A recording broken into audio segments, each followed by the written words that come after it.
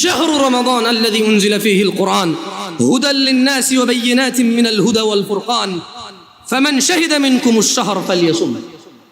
আল্লাহ সুবহানাহু ওয়া তাআলা বলেছেন রমাদান মাস কোরআনুল কারীম অবতীর্ণর মাস, যা সুস্পষ্ট হিদায়েত, মানুষকে হিদায়েতের দিশা দেখায়, এবং ওয়াল ফুরকান সত্য মিথ্যার পার্থক্যকারী হচ্ছে এই কোরআনুল কারীম, যা রমাদান মাসে নাযিল করেছে। ফামান শাহিদা মিনকুম, আল্লাহর আদেশ হচ্ছে তোমাদের মধ্যে যেই ব্যক্তি রমাদান মাস পাবে, মানে তুমি বেঁচে আসো আর রমাদান মাস আসছে, ফালইয়াসুম, সে সিয়াম পালন করবে। তাহলে এটা ফরজ হয়ে গেল রমাদান। কি হয়ে গেল? রমাদান ফরজ হয়ে গেল। অনেকেই রমাদানের রোজাটা ভেঙে ফেলে। এইটা আমাদের দেশ গ্রামে এখন চালু হয়েছে, মনে আছে এখনো 2016 সাল 15 সাল বা 16 সাল এরকমই বাংলাদেশে তখন মাত্র আসলাম, 14 সাল জুন মাসে আসছিলাম বাংলাদেশে প্রথম। তো এই মসজিদের একজন খাদেম, এই জামিয়া আল আকসার খাদেম বলতে পারি, আল্লাহ কবুল করুক আমাদের সবাইকে, যারা আমরা সালাত আদায় করতে আসে এবং যারা ব্যবস্থা করে দিয়েছে এখানে, সবাইকে আল্লাহ কবুল করুক। তো আবু আলী বলি, আমি সেলিম ভাই বলি। তো উনি আমাকে বললো, জামশেদ ভাই আমি আসতেছি বাংলাদেশে, আপনি আসেন, আমাকে রিসিভ করবেন। তা আমি তখন অত ভালো বুঝি না, পরিচিত একজন ছিল চালক, ওনাকে নিয়ে গেলাম। তো এয়ারপোর্ট যাচ্ছিলাম, ওই যে ঢাকা স্টাফ কোয়ার্টার রুট দিয়ে ঢুকলো, বনশ্রী হয়ে যাবে। তখন আমি এগুলোর নাম জানতাম না, এখন জানি টুকটাক। আমি দেখলাম রমাদান মাস, আমি সিয়াম অবস্থায় ছিলাম, দেখলাম যে তাল আছে না, কাঁচা তাল খায় যে মানুষ, তালের এভাবে কেটে বিচিটা বের করে খায়, ওই সিজনটা ছিল তালের সিজন ওই বছর। মানে আমি যখন স্টাফ কোয়ার্টার পার হয়ে, ওই যে কি বলে এটাকে, বনশ্রীর আগে একটা এলাকা আছে, ওটা পার হয়ে ওদিকে যাচ্ছিলাম, তখন এলাকাটা আরো একটু এত বিল্ডিং টিল্ডিং ছিল না, ওপেন ছিল। হাই রে, দোকানের মধ্যে তাল আর তাল, মানুষ কাটতেছে আর খাচ্ছে ওপেন। 90% মুসলমানের দেশ কিন্তু। তা আমি বড় অবাক চিত্তে ড্রাইভারকে বা চালককে বললাম যে একটু স্লো জানতো, আমরা কি রোজা আছি যে কি এখন কি শাবান মাস না শাওয়াল মাস না রমাদান মাস? আমি কনফিউজ হয়ে গেছি যে কি রে, গ্রামে আমগো এলাকায় তো আমরা 4-5টা রোজা থেকে ফেললাম অলরেডি। এইখানে দেখতেছি যে না, একটা তো হচ্ছে যে রেস্টুরেন্টের মধ্যে কালো কাপড় দিয়ে রেখে খায়, এটা একটা, তো সবাই বুঝে গেছে এটা। দেখলাম যে মানুষ লুঙ্গি পরা। আমার উস্তাদ আবু আহমেদ সাইফুদ্দিন বেলাল মাদানী হাফিজাহুল্লাহর কথা মনে পড়ে যায়। তো যে কোনো একটা কারণে আমি এই সেম স্টোরিটা আমি উস্তাদ শেখনা আবু আহমেদ সাইফুদ্দিন বেলাল মাদানী হাফিজাহুল্লাহকে বললাম যে উস্তাদ, আমি পাশে বসেছিলাম ওনার, কোথাও যাচ্ছিলাম আমরা, আমি বললাম যে উস্তাদ আমার তো হৃদয়টা খুব মর্মাহত। বলে যে কেন জামশেদ? বললাম এই ঘটনা, যাচ্ছিলাম একজন ফ্রেন্ডকে রিসিভ করে নিয়ে আসতে, দেখলাম যে একটার পর একটা লাগাতার ডাবের দোকান আর তালের দোকান, মানুষজন হুন্ডা দাঁড় করায়, রিক্সা দাঁড় করায়, শুধু কাটতেছে আর খাচ্ছে। আমি কনফিউজড হয়ে গেছিলাম যে রোজা যে আমরা আছি, আমরা কি ভুল মাস নাকি, এটা কি রমজান মাস নাকি শাওয়াল মাস বা মানে নাকি শাবান মাস? আমি পরে বললাম যে এই ভাই তুই রোজা আছো? বলো যে আছি। তুইও রোজা আমিও রোজা, ঢাকা শহরে কি রমজান মাস আসে নাই? বলে যে না ভাই, ঢাকা শহরের মানুষও রোজা থাকে, কিন্তু এখানে বেশিরভাগই মানে কর্মজীবী পরিশ্রমিক মানুষরা এই এলাকায় সব জায়গায় এরকম থাকে। তখন আমি বললাম, যখন আমি আবু আহমেদ সাইফুদ্দিন বেলাল মাদানী হাফিজাহুল্লাহকে কথাটা বললাম, মনোযোগ দিয়ে শুনবেন, তিনি 4টা কথা বলেছে। কয়টা কথা বলেছে? বেতাগার মানুষকে এই উদাহরণটা দিচ্ছি, ওই যে আগে বলেছি আলাদা একটা ভালোবাসা আছে। ওয়াল্লাহি অন্যরা মনে কষ্ট নেবেন না, সবাইকে কাউকে ঘৃণা করি না, তবে এখান থেকে স্টার্ট, আমার বাংলাদেশের মাটিতে দাওয়াত এখান থেকে স্টার্ট করি। আলহামদুলিল্লাহ, আল্লাহর প্রশংসা, তিনি কবুল করুন। তো বলো যে জামশেদ, 4 প্রকারের মানুষ। কয় প্রকারের মানুষ? 4 প্রকারের মানুষ তুমি দেখতে পাবা। 1, যাদের দুনিয়া আছে আখিরাত নাই। কি আছে? কি নাই? আখিরাত নাই। 2, আখিরাত আছে, দুনিয়া নাই। কি আছে? কি নাই? বলবো যে ধরো এক দুনিয়াতে অনেক সম্মান, সুনাম, মান, মর্যাদা, অনেক কিছু, কোনো কষ্ট নেই, কিন্তু ওর আখিরাত নাই। মদ খায়, গাঁজা খায়, শিরিক করে, বিদআত করে, সালাত এক ওয়াক্ত পড়ে না, মাঝে মধ্যে কেউ মারা গেলে তার জানাজা যায়, তাও নেতা হিসেবে, ডাক্তার হিসেবে, ইঞ্জিনিয়ার হিসেবে, সায়েন্টিস্ট হিসেবে, এলাকার মুরব্বী হিসেবে, এলাকার কর্তা হিসেবে, বুঝেন নাই, মাতব্বর হিসেবে যায়, এমনি এক ওয়াক্ত সালাত আদায় করে। সুদ বোঝে না, ঘুষ বোঝে না, হারাম বোঝে না, হালাল বোঝে না, বাপ মায়ের প্রতি অতটা যত্নশীল নয়, স্ত্রীর প্রতিও যত্নশীল নয়, জানা ব্যভিচার এগুলো নরমাল। তুমি দেখবে তার মৃত্যু পর্যন্ত সে এরকম সুন্দর সুখী জীবন কাটিয়ে গেছে তার মন মতো, তার আখিরাত নাই। এগুলো একটা ক্যাটাগরি। দুই, আখিরাত আছে, মরলেই আল্লাহ ওকে সুখ আর সুখ দিবে, ওকে আল্লাহ জান্নাতের বিছানা বিছিয়ে দিবে, জান্নাতের চাদর পরিয়ে দিবে আল্লাহ ওকে। মরলেই কবর থেকে জান্নাতের সুখ পাওয়া শুরু হয়ে যাবে ওর। ও মরে গেলে আল্লাহ সুবহানাহু ওয়া তাআলা ওর আবার রূহ দিবে, ফেরেশতারা প্রশ্ন করবে, ও জিতবে, উপরের থেকে শব্দ আসবে, ফাফরিশু ফিল জান্নাহ, একে জান্নাতের বিছানা বিছিয়ে দাও, জান্নাতের চাদর একে দিয়ে দাও, সুখ আর সুখ, সুবহানাল্লাহ। কিন্তু দুনিয়া দেখবা জীর্ণ শীর্ণ অবস্থা, কেউ ইজ্জত করে না, কোন মানুষ 5 আনার দাম দেয় না, কোন মানুষ তার পরোয়া করে না, অভাব, অনটন, অসুস্থতা, দরিদ্রতা, যেদিকে যায় শুধু শুকিয়ে যায়, শুকিয়ে যায়, শুকিয়ে যায়। কিন্তু ওর আখিরাত আছে। কি আছে? তাহলে কয়টা ক্যাটাগরি গেল? 1, দুনিয়া আছে, আখিরাত। 2, দুনিয়া নাই, আখিরাত। 3, একটা ক্যাটাগরি আছে যাদের দুনিয়াও আছে, আখিরাতও আছে। সুবহানাল্লাহ। এরা দুনিয়া তো বেশ সুখের জীবন যাপন করে আল্লাহর সন্তুষ্টির সাথে। এদের যখন অসুখ হয় এরা সবুর করে, প্যানিক হয়ে যায় না, হতাশা হয় না। কোনো আসমানও যদি ভেঙে পড়ে এদের হৃদয়ে একটা প্রশান্তি আছে, আলহামদুলিল্লাহ, এটা ভাঙলে আমার কি আছে, এটা কি আমার নাই, যার আসমান সেই ভাঙছে, আমার কি। যাদের ছেলে একটা মারা গেল, একবারে যুবক, ডাক্তারি পাশ করছে, এই সরকারি চাকরি পেয়ে যেত 2 লাখ টাকা বেতনের, মরে গেছে, এবার যে আলহামদুলিল্লাহ, এটা কি আমার নাই, আমি তো খালি মানে আমার পিঠের পাঁজর থেকে 1 ফোঁটা পানি বের হয়ে জন্ম আল্লাহকে পৃথিবীতে পাঠাইছে। হ্যাঁ, আমার বৃদ্ধকালে হাতিয়ার হতে পারত,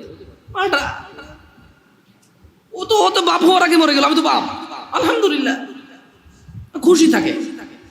দুনিয়া তো মানুষ ইজ্জত করে, সম্মান করে, মানে কোন রকম দুনিয়া এবং আখিরাত কি এদের আছে। কয়টা ক্যাটাগরি হলো? সবচাইতে পরের ক্যাটাগরিটা নিয়ে উনি আমাকে বললো, জামশেদ, তুমি যে ঘটনা আমাকে শোনালে এটার সাথে এই লাস্টের ক্যাটাগরিটা মেলে, যার দুনিয়াও নাই, দুনিয়াও নাই। এরা কারা? মুসলমান, বাপের নাম আব্দুল্লাহ, বাপের নাম আব্দুর রহমান, বাপের নাম মুহাম্মদ আহমেদ, বাপের নাম ইব্রাহিম, ইসমাইল, ইসহাক, ইয়াকুব। এর দুনিয়াও নেই, আখিরাতও নেই। রাসূল সাল্লাল্লাহু আলাইহি সাল্লাম বলেছে, ধনীদের 500 বছর পূর্বে দরিদ্র জান্নাতে প্রবেশ করবে। কত বছর পূর্বে? এই দরিদ্র জান্নাতে যাবে যে সালাত আদায় করে না, সিয়াম পালন করে না, ও সারা দিন কাজ করলে খেতেই পারে, জমি কিনতে পারে না, জায়গা কিনতে পারে না, ঘর করতে পারে না, বাড়ি করতে পারে না, কোথাও গিয়ে দাওয়াত খেয়ে 1000 টাকা দিতেও পারে না, কেউ ওকে তাই দাওয়াতও দেয় না। ও সারা দিন সিগারেট খায়, রোজা ভাঙে, হালকা কিছু সিগারেট, হালকা কটা ভাত খেয়ে বলে যে রিক্সা চালাই, বলে যে মাঠে কাজ করি। লা হাওলা ওয়ালা কুওয়াতা ইল্লা বিল্লাহ। ও তুমি মুসলমান শোনো, সিয়াম এটা ফরজ প্রত্যেক মুসলমান নারী এবং পুরুষের জন্য।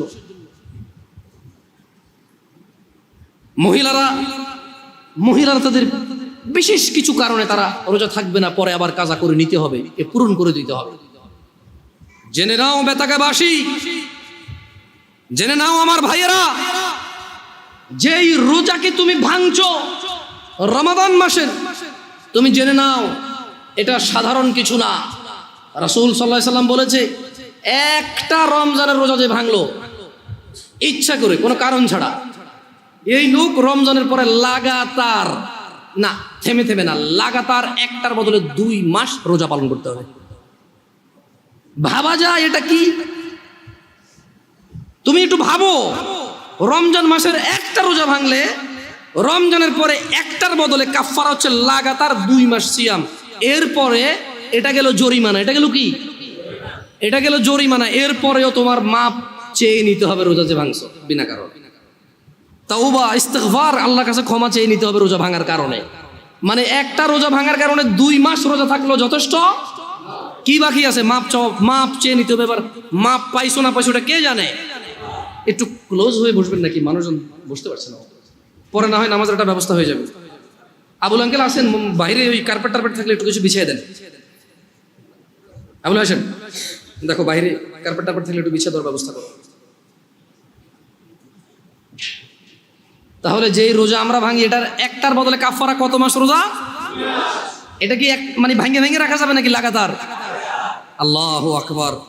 শোনো শোনো বেতাকাবাসী, আমার ভাইয়েরা, যারা তোমরা ঈমান এনেছো রবের প্রতি, রব তোমাদের বলছে ইয়া আইয়ুহাল্লাযীনা আমানু কুতিবা আলাইকুমুস সিয়ামু কামা কুতিবা আলাল্লাযীনা মিন ক্বাবলিকুম লাআল্লাকুম তাত্তাকুন।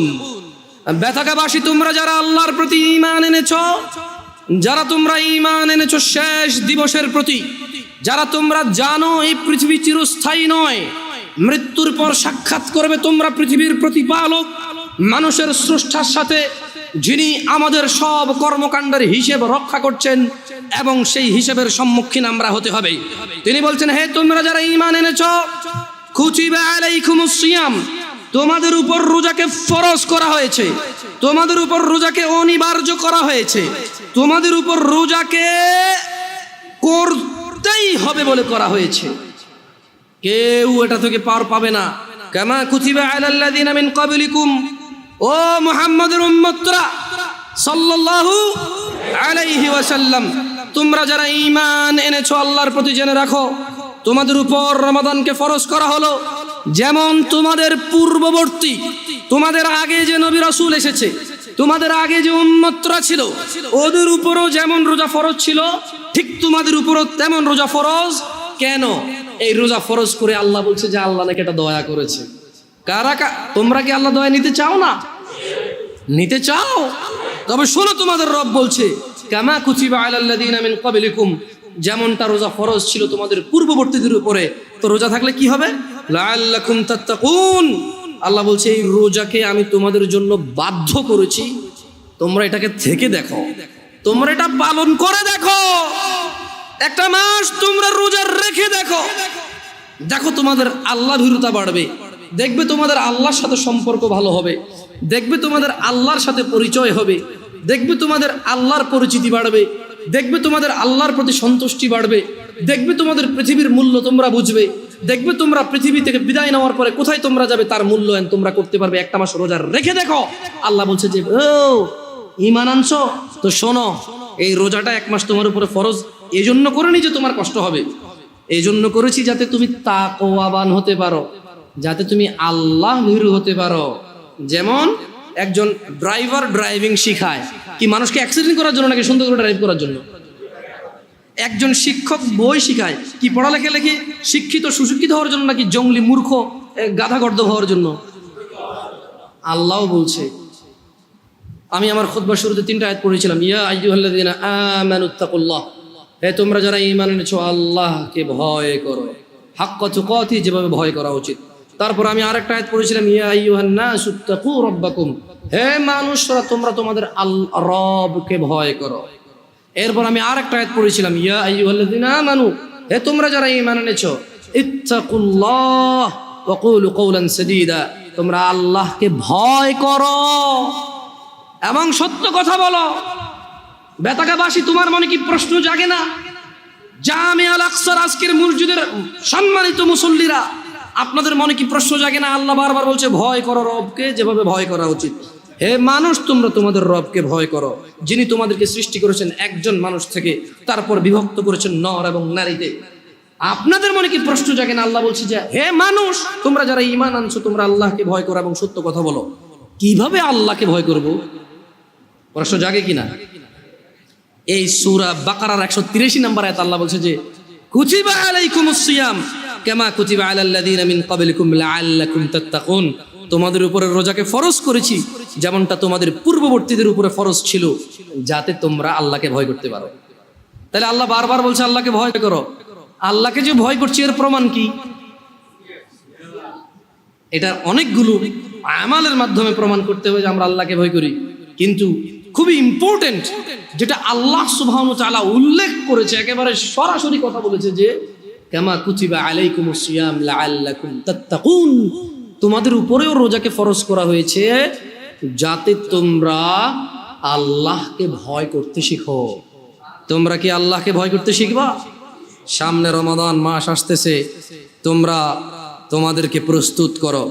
আমি যারা ভ্যান চালায়, রিক্সা চালায়, অথবা খেটে খাওয়া, দৈনিক দিনে কাজ করে দিনে খায়, সবাইকে অনুরোধ করে বলবো আপনারা রমাদান মাসের জন্য কিছু কিছু কিছু কিছু কিছু জমান।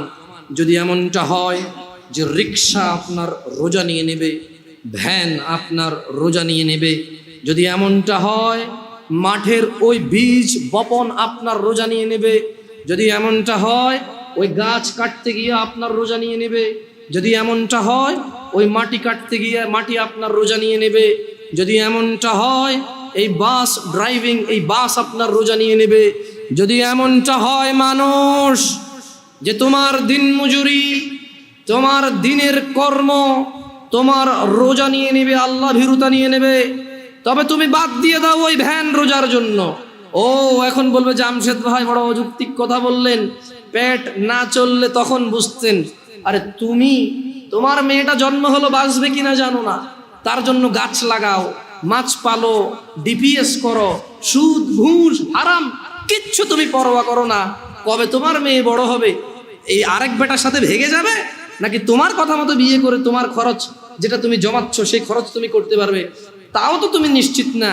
তবুও তুমি মাসে মাসে 2000 করে রাখছো কেন? সিয়ামের জন্য কি তুমি প্রস্তুতি নিতে পারো না? ও ভাই, তুমি যদি দিনের বেলা রিক্সা না চালাও, দেখবা যে সব লোক রাতে সন্ধ্যায় বের হচ্ছে। ভাই, তোমার দোকান খোলাতে যদি রোজা নষ্ট হয়ে যায়, দেখবা তুমি যখন দোকান দিনে খুলবা না তখন রাতেই তোমার বিক্রি হচ্ছে। কারণ মনে রাখবা এই নাঙ্গলকোটবাসী এই আশপাশ থেকে বাজার করে, দিনের বেলা দোকান না পেলে রাতে হলেও করতে হবে। দোকানই এগুলা, মানুষই এগুলা। বুঝাইতে পারেনি মনে হয়। কেন ভয় পাচ্ছ রিজিক? মানুষ। عن ابن عمر رضي الله عنهما قال, ابن عمر رضي الله عنهما থেকে বর্ণিত, তিনি বলেন قال رسول الله صلى الله عليه وسلم, রাসূলুল্লাহ সাল্লাল্লাহু আলাইহি ওয়াসাল্লাম বলেছেন বুনিয়াল ইসলামু আলা খামস, ইসলামের স্তম্ভ 5টি। তো কি? শাহাদাতি আল্লা ইলাহা ইল্লাল্লাহ ওয়া আন্না মুহাম্মাদার রাসূলুল্লাহ। এই ইসলাম, পুরো ইসলামটা এই 5টা খুঁটির উপরে আছে। এই 5টা খুঁটির উপরে আছে, এরকম 5টা খুঁটির উপরে। এই বুনিয়াল ইসলাম আলা খামস, এই 5টা স্তম্ভের উপরে ইসলাম। তোমার যত আমাল, তোমার যত সৎকর্ম, তোমার যত নেকির পুণ্য কাজ, সবকিছু এই 5টা আমালের মধ্যে আছে। এই 5টা খুঁটির মধ্যে আছে তোমার সমস্ত আমাল, ভালো অথবা মন্দ। ইসলামটাই টিকে আছে 5টা খুঁটির মধ্যে। বুনিয়াল ইসলাম আলা খামস, 5টা স্তম্ভের মধ্যে ইসলামটা আছে। ইসলামের স্তম্ভই হচ্ছে 5টা। তো 1 নাম্বার স্তম্ভ কি? 5টি স্তম্ভের মধ্যে একটি স্তম্ভ হচ্ছে আল্লাহকে সাক্ষ্য দেওয়া যে তিনি ছাড়া কোনো মাবুদ, ইবাদত যোগ্য, উপাস্য যোগ্য, পরোয়া যোগ্য, ভয় যোগ্য দিতে পারে এমন কেউ তিনি ছাড়া নেই। তিনি ওয়াহাব, তিনি রহমান রহিম, ওয়াদুদ, গফুর, করিম, তিনি সত্তার, জব্বার, তিনি কাহার, তিনি বিচার দিবসের মালিক, তিনি পৃথিবীর মালিক, তিনি আসমান ও জমিনের মালিক। লা ইলাহা ইল্লাল্লাহ, কোনো ইলাহ নেই, কোনো মাবুদ নেই, কোনো হকদার নেই আল্লাহ ছাড়া ইবাদতের, এইরকম সাক্ষ্য দেওয়া এবং তার সঙ্গে সাক্ষ্য দেওয়া যে মুহাম্মদ ইবনে আব্দুল্লাহ সাল্লাল্লাহু আলাইহি ওয়াসাল্লাম, আব্দুল্লাহর পুত্র মুহাম্মদ সাল্লাল্লাহু আলাইহি ওয়াসাল্লাম, আমেনার পুত্র মুহাম্মদ সাল্লাল্লাহু আলাইহি ওয়াসাল্লাম আল্লাহর প্রেরিত বান্দা এবং রাসূল। এই সাক্ষ্য যে দিল, সেই ইসলামের একটা স্তম্ভকে দাঁড় করালো নিজের জন্য। ওয়া ইকামিস সালাহ, এবং সালাত প্রতিষ্ঠা করা। সালাত হচ্ছে ইসলামের আরেকটি স্তম্ভ। ওয়া ইতাইজ যাকাত, এবং যাকাত প্রদান করা, যাকাত আদায় করা, যাকাত দেওয়া ইসলামের আরেকটি স্তম্ভ। ওয়াল হজ, এবং সামর্থ্যবান হজ করবে, সামর্থ্যবান যাকাত দেবে। ওয়া সাওমি রমাদান, ইয়া নাস, মানুষ ইসলামের স্তম্ভ 5টি। এই 5টি স্তম্ভের মধ্যে অন্যতম একটি স্তম্ভ হচ্ছে ওয়া সাওমি রমাদান, রমজান মাসে সিয়াম পালন করা, তাহলে যে রমাদান মাসে সিয়াম পালন করে না তার ইসলাম যে 5টি স্তম্ভের উপরে টিকে আছে এটা পড়ে গেল। 5 তলা বিল্ডিং, আরে 5 তলা বাদ দেন, 2 তলা বিল্ডিং। আচ্ছা এই মসজিদটা কোনো তালা আছে এখন? উপরে কি উঠছে? এটা যদি পিলার এখন যদি বুলডোজার দিয়ে ভেঙে দেওয়া হয়, এখানে এটার ভিতরে কেউ এসে বসবে এখন নামাজ পড়তে? পিলার কিন্তু 16-17টার উপরে আছে, জায়গা 18টা আছে মনে হয়, আরো বেশি হইতে পারে, আমি জানি না। যে স্পেস সেই স্পেস আরো বেশি হইতে পারে পিলার। এতগুলো পিলারের মধ্যে একটা পিলার যদি মানে কেউ যদি বলে যে হ্যাঁ ভাঙ, পিলারটা ভাঙ, ধর এটা ভাঙ, বসবেন না এখানে? আরে ভাই 20, 22টা 17, 18 পিলারের মধ্যে একটা পিলার ভাঙে গেলে বসবেন না? ভাঙিয়া পড়বে না? মাত্র 5টা পিলার ইসলামের। কয়টা?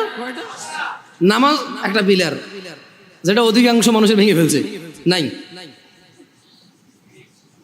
রমাদান এভাবে যে মানুষ ভাঙে, আমি ঢাকা শহর না গেলে আমি জানতাম। ওই যে তাল খাওয়া না দেখলে, ওয়াল্লাহ আল্লাহর কসম, আমি সৌদি আরবে ছিলাম, মানুষ যেভাবে জনসম্মুখে মুসলমান দাঁড়িয়ে আছে মুখে, আবার তারাবিও পড়ে, চেষ্টা করে মাঝে মধ্যে তারাবি পড়তে, 1-2 রাকাত 4 রাকাত যা পারে পড়ে। মানুষ যেভাবে সিয়াম মানে তার ইসলামের স্তম্ভটাকে সে নিজে যে ইসলামের উপরে টিকে আছে, সেই ইসলামের স্তম্ভকে যে তার জন্য নিজের জন্য যেভাবে ভেঙে ফেলে এবং সে স্টিল দাঁড়ায় থাকে, মনে করে হ্যাঁ আরে মরে গেলে কোরআন খতম করে দেবে, শেষ জান্নাত। এখানে মানুষ কোরআন পড়ে না, খতম করে। শোনো বেতাগা জামে আল আকসার মুসল্লিরা, যারা তোমরা আজকে দূর দূরান্ত থেকে এসেছো, তোমরা জেনে রাখো, আন জাবির রাদিয়াল্লাহু আনহু, জাবির রাদিয়াল্লাহু আনহু থেকে বর্ণিত, তিনি বলেন আন্না রাজুলান সাআলা রাসূলুল্লাহ সাল্লাল্লাহু আলাইহি ওয়াসাল্লাম ফাকাল, একজন ব্যক্তি রাসূল সাল্লাল্লাহু আলাইহি ওয়াসাল্লামের কাছে জিজ্ঞাসা করে বলল, আরাআইতা ইযা সাল্লাইতু আস-সালাওয়াতিল মাকতুবাত ওয়া সুমতু রমাদান, বলল যে আমি যদি শুধু ফরজ নামাজ পড়ি। একজন লোক রাসূল সাল্লাল্লাহু আলাইহি ওয়াসাল্লামের কাছে এসে বলল যে ইয়া রাসূলুল্লাহ, আমি যদি শুধু ফরজ নামাজ, মানে ওই যে খুঁটি, ফরজ নামাজ হচ্ছে কি স্তম্ভ, ফরজ নামাজ কি?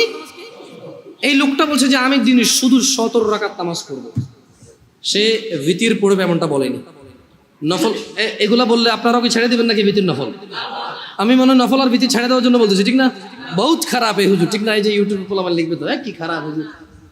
আমি ভাই হ্যালো, এটা বেনামাজিদেরকে বলতেছি, যারা নামাজ পড়ে না, তাদের নামাজটা তাদেরকে পরিচয় করাই দিচ্ছি। আর ও যখন 17 রাকাত নামাজ পড়বে, ও নিজেই উইতির পড়বে, সুন্নাহ পড়বে, নফল পড়বে, আলহামদুলিল্লাহ। ওর যখন ভালোবাসা চলে আসবে নামাজের সাথে, ও নিজেই এই হুট করে অজু করে 2 রাকাত নামাজ এমনিতেই পড়বে ইনশাআল্লাহ। কারণ নামাজটাকে ভালোবাসলে ও উদ্বিগ্ন হয়ে যাবে যে জোহর শেষ হয়ে গেলে আসর কখন আসবে। ওর পীড়া যন্ত্রণা শুরু হয়ে যাবে, আসর হয়ে গেল, কি রে 5:30 বাজে আজান দে না, কি রে আজান আজকে কয়টা বাজে রে, 3 মিনিট পেয়ে। আমি দেখছি এরকম মানুষ, আপনারা দেখছেন কি না?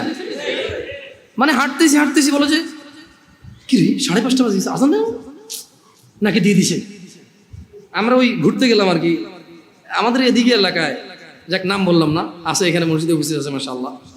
তো বলো যে আমার সাথে আজান তো দিয়ে দিছে মনে হয়, এদিকে কোনো আজান শোনা যায় না। আমরা ওই যে একটা খাল বিল কিছু একটা পাড়ে ছিলাম আর কি, একটু জনমানবের বসতির একটু বাহিরেই।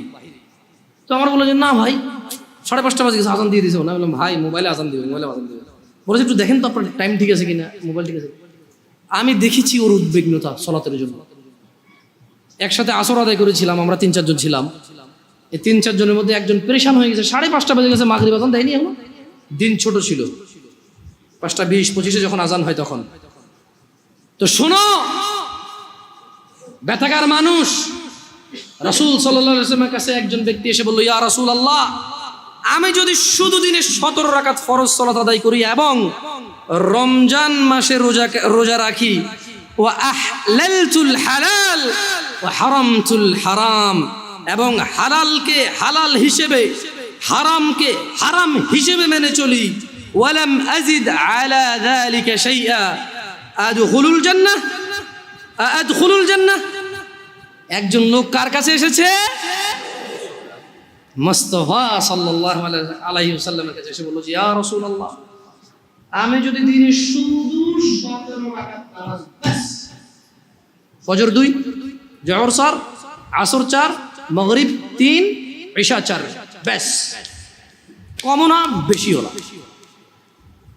আর আমি কোনো রোজা রাখবো না, কোনো শুধু রমজান মাস এসে আমি বরাবর পুরো রমজান মাস রোজা রাখবো, আর বেশিও রাখবো না, কমও রাখবো না। এবং ইয়া রাসূলুল্লাহ ওয়া আহলালতুল হালাল, আল্লাহ যেটাকে হালাল বলেছে আমি কোনোদিনও তার বিরুদ্ধে যাব না। আমি এটাকে হালাল বলবো, এটাকে গ্রহণ করব, এটাকে পবিত্র মনে করব, এটাকে নিতে আমি আনন্দ অনুভব করব। ওয়া হারামতুল হারাম, এবং আল্লাহ যেটাকে হারাম করেছে আমি তা কখনো গ্রহণ করব না, আমি সেটাকে হারাম বলবো।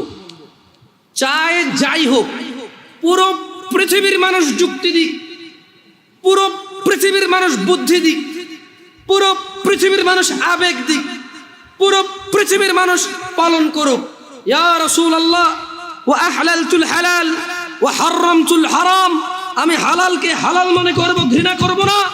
ওয়া হারামতুল হারাম, যেটা আল্লাহ দেয়নি, যেটা আল্লাহ আদেশ করেনি, সেটাকে আমি হারাম মনে করব। ওয়ালাম আযিদ আলা যালিক, আমি এর চেয়ে কোনো কিছুই বৃদ্ধি করব না। ওয়ালাম আযিদ আলা যালিকা শাইআ, আমি এই রমজান মাস ছাড়া রোজা রাখবো না, দিনে 17 রাকাত নামাজ ছাড়া নামাজ পড়বো না। আল্লাহ যেটাকে হালাল বলছে তাকেই হালাল বলবো, আল্লাহ যেটাকে হারাম বলছে তাকেই হারাম বলবো, এবং এর বেশি কিছু আমি করব না। আদখুলুল জান্নাহ ইয়া রাসূলুল্লাহ, আমি যদি আল্লাহর হালালকে হালাল বলি, আল্লাহর হারামকে হারাম বলি, শুধু 17 রাকাত নামাজ পড়ি, রমজান মাসে শুধু যদি পুরো মাস রোজা রাখি, আমি কি জান্নাতে প্রবেশ করব ইয়া রাসূলুল্লাহ? قال محمد بن عبد الله صلى الله عليه وسلم رحمة للعالمين إمام الأنبياء إمام المرسلين صلى الله عليه وسلم, তিনি বললেন নাম, হ্যাঁ। قال والله لا أزيد على ذلك شيئا, ওই ব্যক্তি বলল আল্লাহর কসম, আমি দিনে 70 রাকাত নামাজ, রমজান মাসের রোজা, আল্লাহর হালালকে হালাল, আল্লাহর হারামকে হারাম, এর বাহিরে কোনো কিছুই বৃদ্ধি করব না। সহিহ মুসলিমের হাদিস। আল্লাহর নবী বলেছে ও জান্নাতে যাবে যদি সে এটা করে, সে যে যা বলেছে।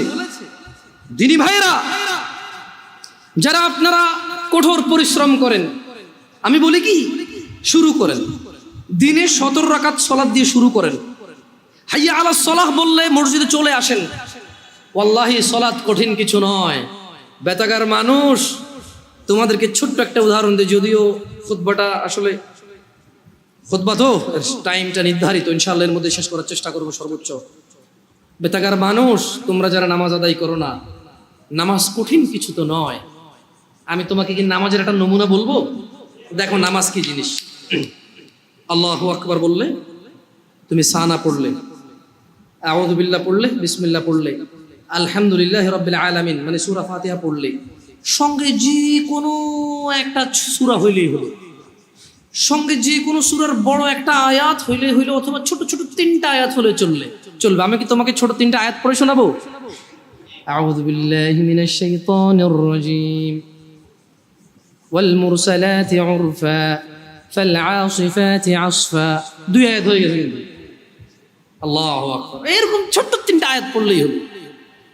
قل هو الله أحد الله الصمد لم يلد ولم يولد ولم يكن له كفوا أحد। তো জামশেদ ভাই, নামাজ সহজ কিভাবে? আমি তো শুধু আলহামদুলিল্লাহ সূরা পারি আর কুল হুল্লাহ পারি, আর কিছু এখন পারি না। তো ঠিক আছে, তুমি প্রথম রাকাতে আলহামদুলিল্লাহ সূরা পড়ো, রুকুতে যাও। আচ্ছা, প্রথম রাকাতের রুকুতে সুবহান রাব্বিয়াল আযীম, সুবহান রাব্বিয়াল আযীম, সুবহান রাব্বিয়াল আযীম। দ্বিতীয় রাকাতের রুকুতে কি অন্য কিছু? সেম। আসলে কি প্রথম রাকাতে যেটা পড়ছি ওটাই, যদি 3 নম্বর রাকাত হয় তাইলে আল্লাহ 3 নম্বর রাকাত ও রুকুতে সেম, ভিন্ন কিছু না। তো খুব কঠিন কিছু মনে হচ্ছে না, ঠিক না? একটা মুখস্থ করতে পারলেই হলো। আচ্ছা, চতুর্থ রাকাতের রুকুতে কি পড়বো? সেম। আরে না, এখানে অনেকে সালাত আদায় করে না, বলে যে কঠিন, আমি সালাত পড়তে জানি না। ইয়া বেতাগাবাসী, মাররা সাহেল, একদম সহজ, ওয়াল্লাহি একদম সহজ। এই প্রথম রাকাতের মধ্যে সুবহান রাব্বিয়াল আযীম, সুবহান রাব্বিয়াল আযীম, সুবহান রাব্বিয়াল আযীম। দ্বিতীয় রাকাতেও সেম, তৃতীয় রাকাতেও সেম, চতুর্থ রাকাতেও সেম। মজার কথা হলো ফরজ নামাজেও সেম, সুন্নত নামাজেও সেম, নফল নামাজেও সেম নাকি? ইয়া আল্লাহ আল্লাহ আল্লাহ আল্লাহ, লা ইলাহা ইল্লাল্লাহ, লা ইলাহা। ঈদের নামাজও সেম। ও আল্লাহ, ঈদের জন্য স্পেশাল কিছু হবে না? এই সুবহান রাব্বিয়াল আযীম, নফল, সুন্নত, ফরজ, একবারে যত নামাজে মানুষ রুকুতে যায় সেম এটা পড়ে সুবহান রাব্বিয়াল আযীম। তাহলে এটা কি কঠিন কিছু? আচ্ছা, দ্বিতীয় রাকাতের শুরুটা কি দিয়ে হবে? সূরা বাকারা দিয়ে। হ্যাঁ, প্রথম রাকাতে আলহামদুলিল্লাহ সূরা পড়ছেন না? সূরা আল মায়েদা দিয়ে হলে মনে ভালো হবে। কঠিন, অনেক কঠিন, বিশাল বড় সূরা। এই তোমরা যারা নামাজ পড়ো না বলতেছো নামাজ জানো না, প্রথম রাকাতে তো আলহামদুলিল্লাহ সূরা পড়ছো, দ্বিতীয় রাকাতে কি পড়বা? ইয়া আল্লাহ, প্রথম রাকাতের মতোই। ও তাহলে আমরা তার মানে সেম সেম 1 টাকা, যেরকম ধরো এখানে 1 টাকা দুইটা নোট, দুটোটা সেম না, 1 2, তার মানে দুইটা, এই জন্য 2। তার মানে সালাত 1 রাকাত যেভাবে পড়ে 2 রাকাতও 3 রাকাতও, জাস্ট বারবার রাকাতের কারণে সংখ্যা কাউন্ট করা হয়। যেমন ফজর 2 রাকাত পড়ে 2 পড়া হয়, জোহর 4 রাকাত পড়ে 4 পড়া হয়, মাগরিব 3 পড়া হয়। বেতাকে বাসে কি বুঝতে পারছো নামাজ কঠিন কিছু না? আচ্ছা, আরেকটা প্রশ্ন, ফরজ নামাজে বৈঠকে আত্তাহিয়াতু পড়ি, সুন্নতে কি পড়া লাগবে? সেম। ইয়া আল্লাহ, তোমরা এই নামাজ পড়ো না, এটা কঠিন নাকি? বেতাকাবাসী, তোমাদেরকে আমি আহ্বান জানাচ্ছি সালাতের দিকে আসো। শোনো বেতাকাবাসী, জামশেদ মজুমদার শুধু পড়ে শুনিয়েছে। হাদিস জাবির রাদিয়াল্লাহু আনহু থেকে বর্ণিত, সহিহুল মুসলিমে উল্লেখিত হাদিস। ব্যক্তি এসে রাসূল সাল্লাল্লাহু আলাইহি সাল্লামকে বলেছে, শুধু 17 রাকাত নামাজ পড়বো, বাস। রমজান মাস আসলে রোজা রাখবার, কোন রোজা রাখবো না দুনিয়াতে, যা রোজা আছে। ইয়া রাসূলুল্লাহ, আল্লাহ যেটাকে নিষেধ করছে সেটাকে আমি নিষেধ করব, আমি এটা করব না। আল্লাহ যেটাকে হালাল করছে, পুরো পৃথিবীর মানুষ যদি অপছন্দ করে, আমি বলবো এটা সুন্দর, এটা ভালো, এটা করব, বাড়তি কিছু করব না। আমি কি জান্নাতে যাব? তিনি সাল্লাল্লাহু আলাইহি সাল্লাম বলেছেন যে নাম, তুমি জান্নাতে যাবা যদি এমনটা করো। যারা আপনারা অভাবের দোহাই দিয়ে সালাত আদায় করেন না, আপনাদেরকে বলে রাখি, ঈশার নামাজ 15 রাকাত নয়, ঈশার নামাজ মাত্র 4 রাকাত। আমি এই আমার নাঙ্গলকোটে আমার গ্রামে এসে মুরব্বিদেরকে জিজ্ঞেস করেছি, বলেছি যে ঈশার নামাজ 15 রাকাত কিভাবে? বললাম, দাদা ঈশার নামাজ কেমনে 15 রাকাত? ওই বড় সুন্নত সাইড, ফরজ সাইড কত হয়েছে? বললাম 8। কত দর সুন্নত 2 রাকাত কত হয়েছে? বললাম 10। কয় নফল 2 রাকাত 10। বললাম দাদা এটা ধরতে না কাকা, নফল কেন ঈশা ধরো নাই? নফল তো নফল নিজেই নামাজ, এটা ঈশা কেন? কয় তুই তো বেজাল্লা কথা কস, তুই নফল 2 রাকাত। আমি বললাম না দাদা, নফল ঈশা ন, ঈশার নিজে একটা নামাজ, নফল নিজে একটা নামাজ। ঈশা কেমনে 2 রাকাত হয়? নফলের কি সীমা আসেনি? এ ব্যথাগার মানুষ, নফলের কি সীমা আছে? এ আসর মানে মাগরিবের পরে কি ঈশার আগে কি 2 রাকাত নফল ফরজ যাইতো না? ঈশার নামাজের পরে রাত 12টা বাজে কি 2 রাকাত নফল ফরজ যাইতো না? দিনে 10টা বাজে নফল নামাজ ফরজ যাবনি? তো এটার কি টাইম আসেনি? এটা নিষেধ না আছে যে মাকরু সময় হইতো না? তাই বললাম না দাদা, আমি নফল নামাজ ধরতে 2 রাকাত ঈশা। কত ধরস্যা? ঠিক আছে, তর্কের খাতিরে ধরে নিলাম আমি। তারপরে কত হইলো দাদা? কয় 12। কইলাম ঠিক আছে, বাকি 3 কেমনে আমার কোন? আমাকে বললো যে ভিতর 3 রাকাত। আমি বললাম যে ভিতর তো নিজেই একটা নামাজ, একটুকে নফল করে আনছে, যাক নফলে যেহেতু কোনো টাইম নাই, আপনি ঈশার মধ্যে 2 রাকাত দিচ্ছেন, ঠিক আছে।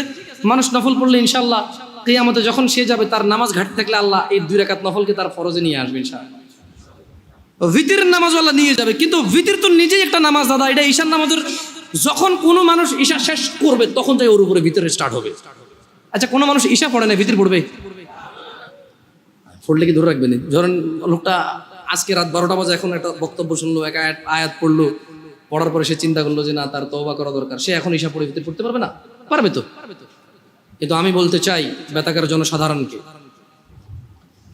ও বেতাকার জনসাধারণ, তোমরা যেই নামাজটাকে তোমরা আদায় করো না, তা তোমাদের ইসলামকে টিকিয়ে রাখার খুঁটি। সিয়াম ভঙ্গ করলে তো বছরে একবার আসে, একটা খুঁটি ভেঙে ফেললে দিনে 5 বার তোমার খুঁটিটাকে তুমি ভাঙো। দিনে 5 বার তুমি তোমার খুঁটিটাকে ভাঙো। তোমার ঘরের একটা পিলার না থাকলে তুমি ঘরে থাকবা না, অথচ তোমার প্রতিদিন তোমার যে স্তম্ভের উপরে তোমার ইসলাম টিকে আছে সেই স্তম্ভটাকে তুমি ভাঙো, একটু ভয় পাও না, তোমার জাহান্নামে যাওয়ার ভয় আসা উচিত। জেনে রাখো, তুমি দিনে 17 রাকাত নামাজ এবং রমজানের রোজা দিয়ে শুরু করো। রোজা রাখলে আল্লাহ তোমার তাকওয়া বৃদ্ধি করবে। সিয়াম পালন করো, তুমি রমজান মাসের রোজা ভাঙিও না। জেনে রাখো, তুমি যদি একটা রোজা ভাঙো, একটা রোজার কাফারা লাগাতার 2 মাস রোজা, লাগাতার, মধ্যখানে বিরতি দেওয়া যাবে না। লাগাতার 2 মাস রোজা থাকলে একটার বদলে কাফারা হবে। এরপরে যথেষ্ট নয় এই কাফারা, এই 2 মাস লাগাতার রোজা থাকার পরে আল্লাহর কাছে মাপ চাইতে হবে তুমি বিনা কারণে কেন রোজাটা ভাঙলে। এরপরে কিয়ামত পর্যন্ত, বিচারের মাঠ পর্যন্ত অপেক্ষা করা লাগবে এটা জানার জন্য যে তুমি যে তওবা করেছো এই তওবা আল্লাহ কবুল করেছে কিনা। কত ভয়ানক একটা ব্যাপার না? রোজা রাখবা ইনশাআল্লাহ, রোজা রাখবা ইনশাআল্লাহ। বেতাগার মানুষ, খুশি হয়ে যাও, সন্তুষ্ট হয়ে যাও রবের প্রতি, তারা যারা তোমরা রমজান মাস পাচ্ছ। আল্লাহ আমাদের সবাইকে রমাদান পর্যন্ত পৌঁছে দিন। ইয়া আল্লাহ, রমাদান পর্যন্ত না নিয়ে আপনি মৃত্যু দিয়েন না। জানবে তুমি রমাদান কি, জানবে। আন আবি হুরায়রা রাদিয়াল্লাহু আনহু, আবু হুরায়রা রাদিয়াল্লাহু আনহু থেকে বর্ণিত, তিনি বলেন, আন্না রাসূলুল্লাহ সাল্লাল্লাহু আলাইহি ওয়াসাল্লাম قال, রাসূল সাল্লাল্লাহু আলাইহি সাল্লাম বলেছেন, ইযা জাআ রমাদান ফুতিহাত। ও মানুষ শুনে নাও, আবু হুরায়রা বলছে, মুহাম্মদ সাল্লাল্লাহু আলাইহি ওয়াসাল্লাম বলেছে, ইযা জাআ রমাদান, যখন রমাদান মাস আসে, আল্লাহ আল্লাহ আল্লাহ আল্লাহ আল্লাহ, ফুতিহাত আবওয়াবুল জান্নাহ, আবওয়াবুল জান্নাহ, জান্নাতের দরজা খুলে দেওয়া হয়। ওয়া গুল্লিকাত আবওয়াবুন নার, জাহান্নামের দরজাকে বন্ধ করে দেওয়া হয়। আলহামদুলিল্লাহ, ইয়া আল্লাহ, কি মাস এটা, ইয়া আল্লাহ, আরে কি মাস, সুবহানাল্লাহ সুবহানাল্লাহ। জান্নাতের দরজা খুলে দেওয়া হয়, জাহান্নামের দরজা বন্ধ করে দেওয়া হয়। ওয়া সুফিদাতিশ শায়াতিন, এবং দুষ্ট জিনদেরকে বন্দী করে ফেলা হয়। রোজা যে ভাঙছো, শয়তানের তো দোষ দিতে পারবা না। রমজান মাসে যারা নামাজ পড়ো না তারা তো ইবলিশের দোষ দিতে পারবা না। যদিও কিয়ামতে ইবলিশের দোষ দিয়ে পার পাওয়া যাবে না রমজান মাস ছাড়াও, কিন্তু বড় আফসোস যারা রমজানের সিয়াম পালন করে না, 5 ওয়াক্ত সালাত আদায় করে না, জিনা করে, ধূমপান, মদ পান করে, গাঁজা পান করে, যারা রমাদানে জুলুম করে স্ত্রীদের প্রতি, যারা ছেলে সন্তানের প্রতি জুলুম করে, যারা গালাগালি মারামারি করো, তোমরা রমাদানে ইবলিসের তো দোষ দিতে পারবা না। তাহলে মেনে নাও, মিনাল জিন্নাতি ওয়ান নাস, শয়তান 2 রকম, একটা মানুষ শয়তান, একটা জিন শয়তান। এই রমাদান আসলে বোঝা যায় কোনটা মানুষ শয়তান।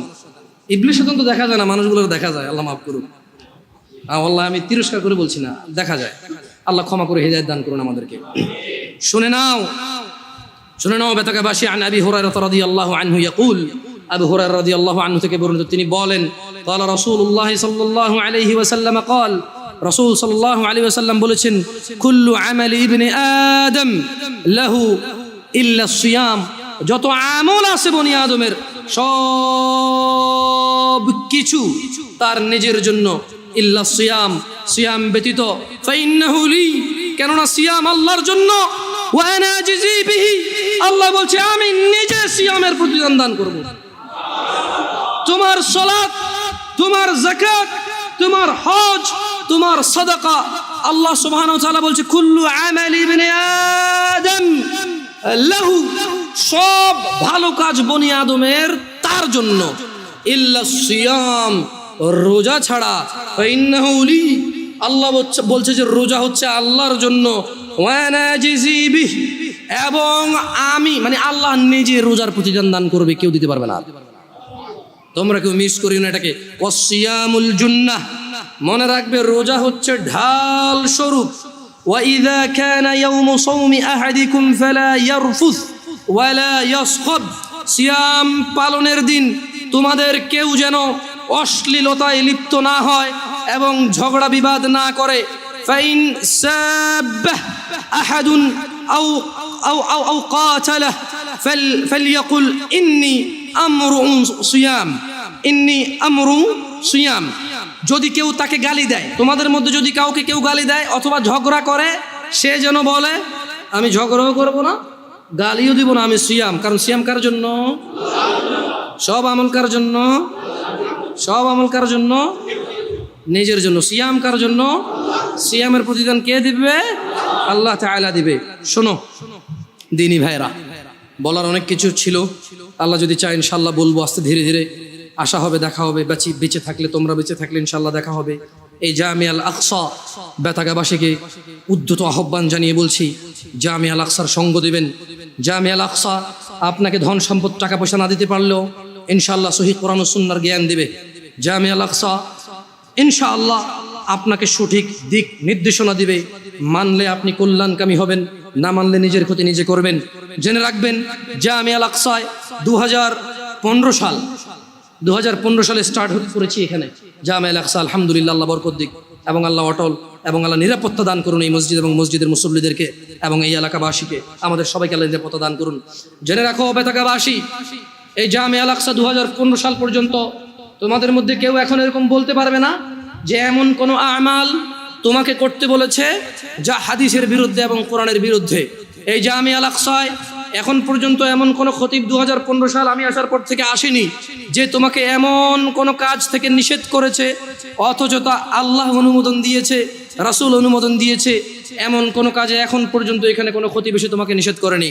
বেতাগাবাসী, তোমরা এই মসজিদের সঙ্গে থাকলে হয়তো হালুয়া রুটি পাবা না, খিচুড়ি বিরিয়ানি পাবা না, মিষ্টি জিলাপি পাবা না, তবে ইনশাআল্লাহ একটা একনিষ্ঠ দিন পাবা যা কোরআনের উপরে ভিত্তি করে, যা হাদিসের উপরে ভিত্তি করে। তোমরা এই মসজিদকে আঁকড়ে ধরো। তোমরা অবশ্যই জামিয়া আল আকসার শুক্রবারের জুমার খুতবাটা মিস করিও না। জেনে রাখবে জামিয়া আল আকসা কোনো কিস্সা কাহিনী বলে না। জামিয়া আল আকসা এই বেতাগা নাঙ্গলকোট পৌরসভা 1 নম্বরের এই মসজিদ 2015 সালের পর থেকে এখন পর্যন্ত মানুষকে কিস্সা কাহিনী বলে খুতবা শোনায়নি। চেষ্টা করেছে যত খতিব এসেছে এখানে কোরআনের আয়াত বলে, হাদিস পড়ে তার বঙ্গ অনুবাদ সমসাময়িক বাস্তবিক 2-1টা উদাহরণ দিয়ে ব্যাখ্যা করে তোমাদেরকে বলার চেষ্টা করেছে। হ্যাঁ, এই জামিয়া আল আকসার খুতবা অধিকাংশ সময় তোমাদের ইচ্ছার বিরুদ্ধে গেছে, অধিকাংশ সময় তোমাদের মতের বিরুদ্ধে গেছে। জামিয়া আল আকসার খুতবা অধিকাংশ সময় তোমাদের জ্ঞান যা তোমরা জানতে তার বিরুদ্ধে গেছে। কিন্তু জেনে রাখো, একবারও এটা তুমি বলতে পারবে না যে অমুক সূরার অমুক আয়াতের বিরুদ্ধে গেছে, অমুক হাদিস গ্রন্থের অমুক হাদিসের বিরুদ্ধে গেছে। তোমরা জামিয়া আল আকসাকে ভালোবাসো আল্লাহর জন্য, আল্লাহ তোমাদেরকে ভালোবাসুন। জেনে রাখো রাসূল সাল্লাল্লাহু আলাইহি ওয়াসাল্লাম বলেছে, কুল ইন কুনতুম তুহিব্বুনাল্লাহ, এদেরকে বলে দিন এরা যদি আল্লাহকে ভালোবাসে, ফাত্তাবিউনি, তাহলে যাতে মুহাম্মদ সাল্লাল্লাহু আলাইহি সাল্লামকে এরা যাতে ভালোবাসে, ইউহিব্বুকুমুল্লাহ, যারা মুহাম্মদ সাল্লাল্লাহু আলাইহি সাল্লামের অনুসরণ করবে আল্লাহ তাদেরকে নিজেই ভালোবাসবে। বেতাগাবাসী, তোমরা সন্তুষ্ট হও, আল্লাহর প্রশংসা করো যে তোমাদের মাঝে এমন একটা মসজিদ হয়েছে যে মসজিদে কোনো কিস্সা কাহিনী হয় না, কোরআন এবং হাদিসের আলোচনা হয়। হ্যাঁ, আমি আবারও বলছি, তুমি সন্তুষ্ট হও। তোমার বিরুদ্ধে যায়, তোমার জ্ঞানের বিরুদ্ধে যায়, কিন্তু রবের পক্ষে আসে, রাসূলের পক্ষে আসে, তুমি সন্তুষ্ট হও। তোমার সন্তুষ্টির কারণ হওয়া উচিত। ওয়া আখিরু দাওয়ানা আলহামদুলিল্লাহি রাব্বিল আলামিন। আকুলু কওলি হাযা ওয়াস্তাগফিরু লি ওয়া লিসাইরিল মুমিনিনা ওয়াল মুমিনাত ফাস্তাগফিরুহু ইন্নাহু হুয়াল গফুরুর রহিম। সবাই ইস্তিগফার করেন।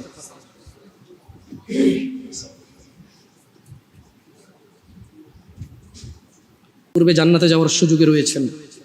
আল্লাহর প্রশংসা করেন।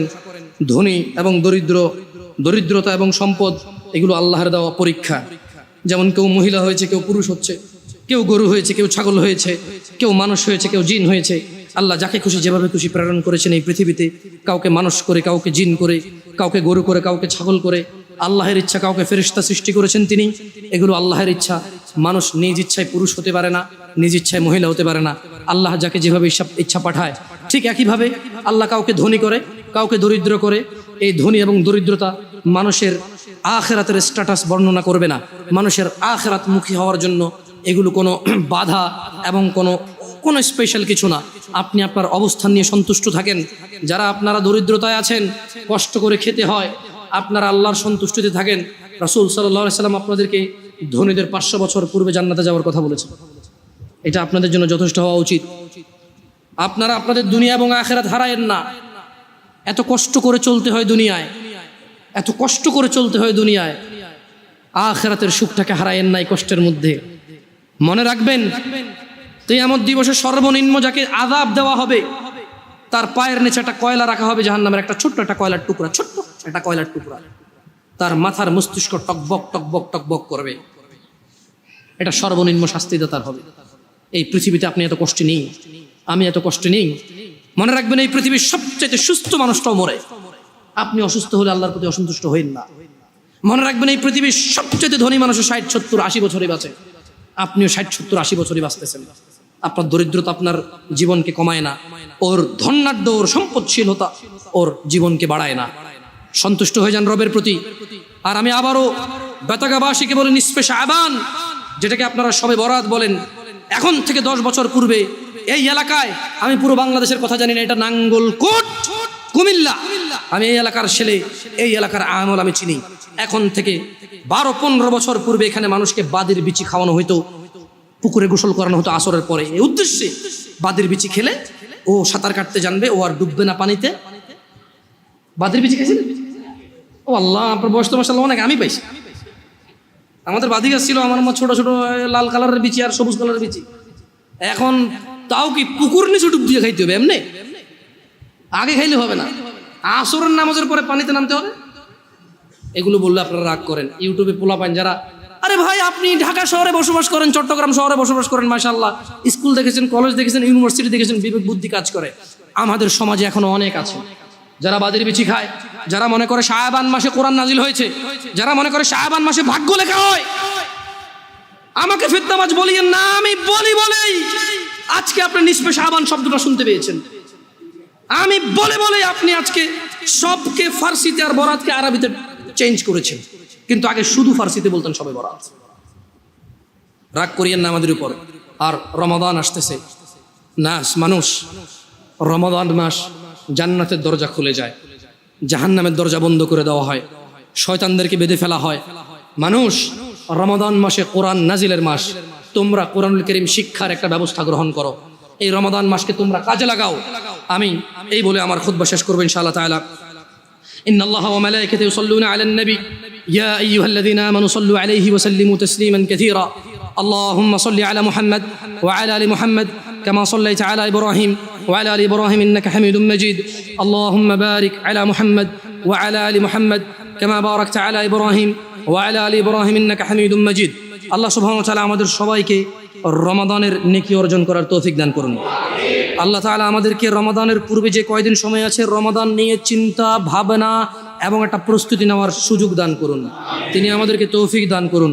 রমাদান মাস উপলক্ষে তিনি আমাদের ভিতরে কোরআনুল কারীমকে গেড়ে দিন, তিনি আমাদের কোরআনের জ্ঞান বৃদ্ধি করে দিন, তিনি আমাদের রিজিক বরকত দান করুন, তিনি আমাদের সুস্থ এবং সবল রাখুন, তিনি আমাদের জীবন ধন সম্পদের নিরাপত্তা দান করুন। আল্লাহ, আপনি রমাদান পর্যন্ত আমাদেরকে পৌঁছে দিন। আল্লাহ, আপনি অনেকগুলো রমাদান আমাদের লাইফে, আমাদের নসিবে আপনি তৌফিক দান করুন। ইয়া আল্লাহ, ইয়া আল্লাহ, রমাদান যত কল্যাণ আছে সবগুলো আপনি আমাদেরকে দান করুন। ইয়া আল্লাহ, রমাদানে যত তাকওয়া আছে আপনি আমাদেরকে দান করুন।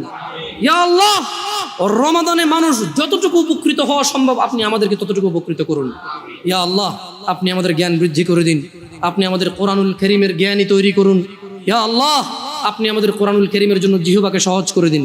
আল্লাহ, আমাদের জিহ্বার জড়তা দূর করে দিন। আল্লাহ, আমাদের বক্ষ প্রশস্ত করে দিন।